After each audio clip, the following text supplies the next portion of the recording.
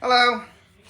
We are here live with y'all this evening. Tomorrow is a big day. It is. It is. It's a really big day. All right, we can see ourselves down there on this screen.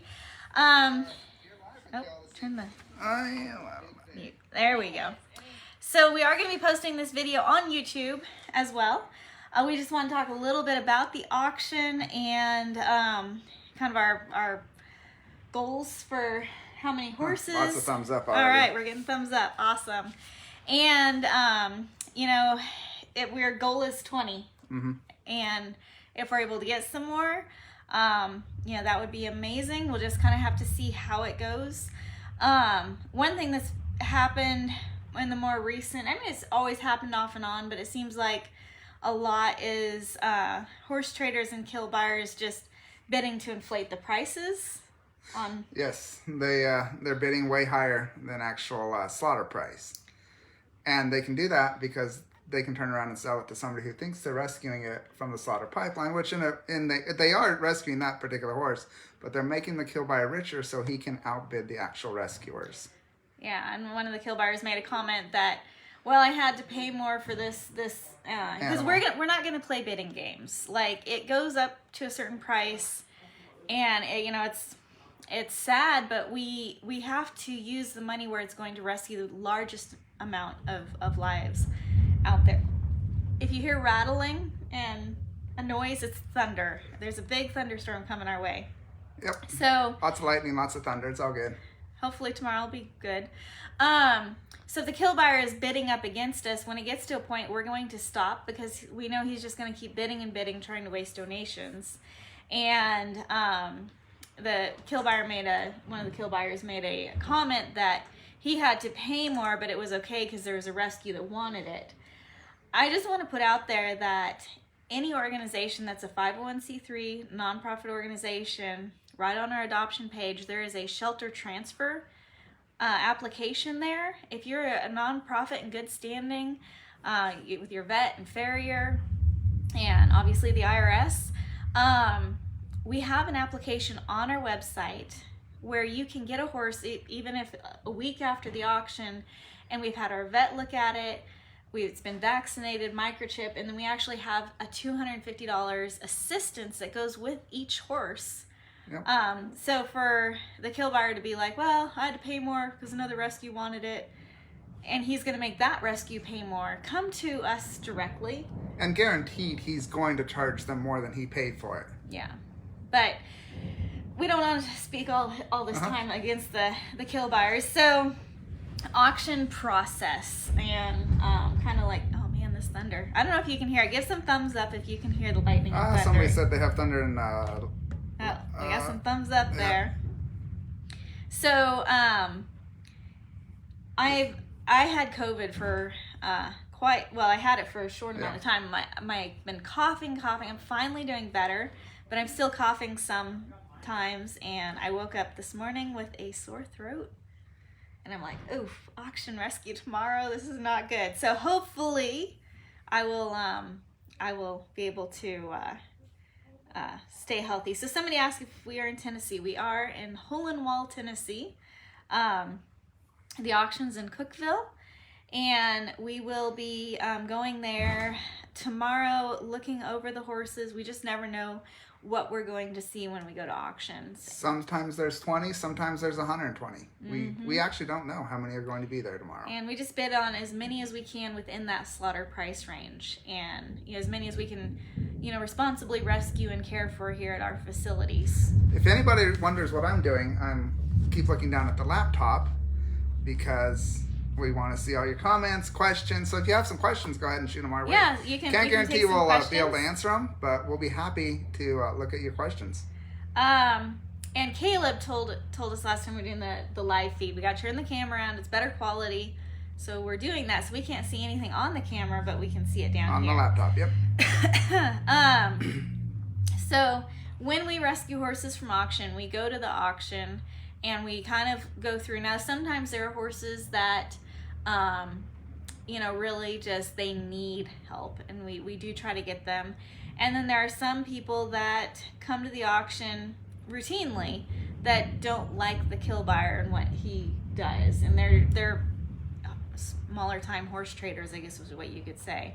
And so they'll actually reach out to us and say, we'll sell them below the slaughter price if you can take them, because they don't want the kill buyer to get them. So Yep.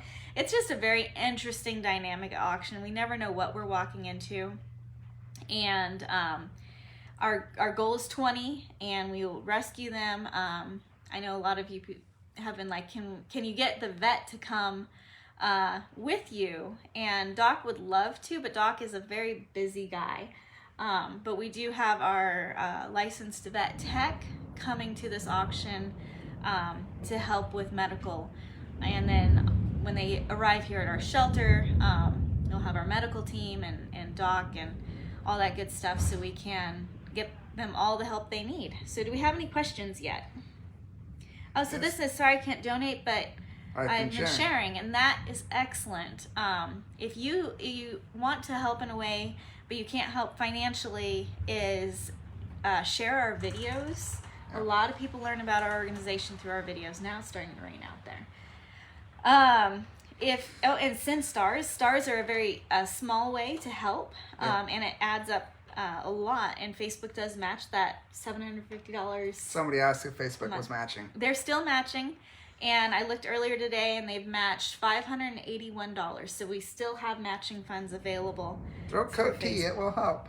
I tell you, I've been drinking all kinds of tea, taking all kinds of anything anyone throws at me. I've been trying just about. And yeah, I have lots of vitamin C. Do we have a question? Have you ever rescued thoroughbreds from the racetrack? Oh yeah, no, for sure. We've gotten so many thoroughbreds over the years. Thoroughbreds are, it's an interesting situation for thoroughbreds, because they come from high-end money. I mean, you're not racing horses unless you're wealthy enough to race horses, basically. And it would be amazing if thoroughbred trainers and breeders, because there's only so many horses that actually make it to the Kentucky Derby, and they're disposable when they're not making money, basically. So there are a lot of people in the racing industry that try to do the best they can for the horses. There was one that we rescued, I think it was last year or the year before, and very skinny, just in a rough way.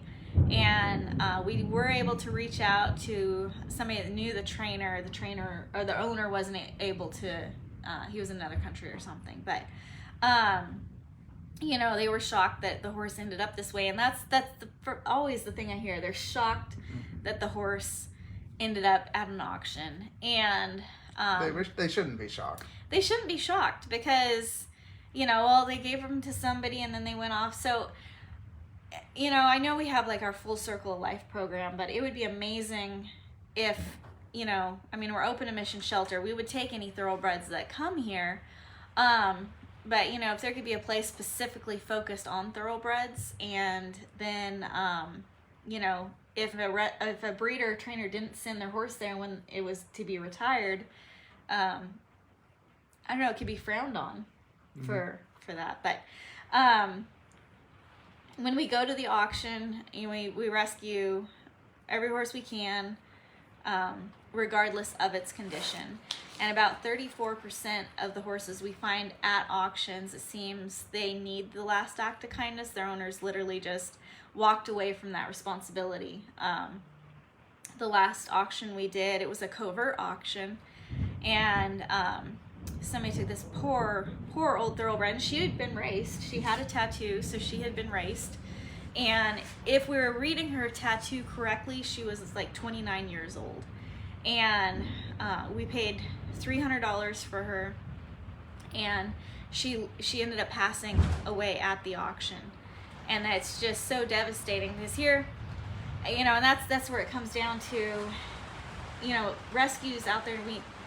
Not everybody's going to bring a horse here, but, if auctions and all this slaughter pipeline stuff's going, when people know that a horse has a slaughter price on its head, they know they can take the horse to auction and get money for it. And because that horse has a meat price. And if that meat price is taken away, it's going to force owners to be more responsible. Somebody asked, how does the squeeze chute work? They saw it in one of our recent videos. Yeah, I'd seen a comment, and they're like, this wonderful new piece of equipment. And that piece of equipment has been with us for quite a while. Like Originally 8 to 10 years or something like that? I think we got it in like 2012, so it could be like 9 to 10 years. It was the biggest purchase we'd ever made up to that Yes, point. it was for safety. We needed it because we get these unhandled horses. It's really raining now, so I'm going to try to talk louder. And these unhandled horses, we have to be able to handle them. We had a Mustang come in one time, and she had stepped in a like a gasket, a rubber ring. When she was a baby, she'd stepped into it, and it was stuck there. And they had seen her out on the plains. People had documented her, and that rubber ring was stuck on there. And when we got her, we were able to put her in the padded chute and remove that from her leg. And she was calm. We were able to do it safely. So the padded chute, they asked if we could do a video on it. Maybe at this auction intake, we can talk a little bit more about it. But we bought it originally in Oklahoma, where it was made, and we transported it to our facility in Northern California. We had a beautiful 50-acre facility out there that was leased, and when we moved back here, we moved it again through Oklahoma here to Tennessee. So we've had it for a number of years, and it's been a wonderful piece of equipment to have our organization and to keep us safe. So basically, you open the door, a horse can go in, you can close the door behind it. It's got padding all around it. And we can then safely give the horse medication, work with its feet, whatever it needs. And if the horse is able to be handled, we will, we can handle outside of that chute. It's just there if it's a horse that it could get hurt or we could get hurt. But my battery says it's dying, so we're gonna hop off here. I just want to thank you so much for watching this video, sending in your questions, and please remember, we will be rescuing horses tomorrow, and your support is needed and appreciated to help us rescue, shelter, and protect horses, not only at the auction tomorrow, but really around the world. We're helping so many horses with our grant program, and we get so many requests, and we can only answer and fulfill those requests because of people just like you. So you are our true heroes, and just thank you again so much. And click that donation button and watch for our updates tomorrow when we're at auction. Thank you guys so much. Thank you.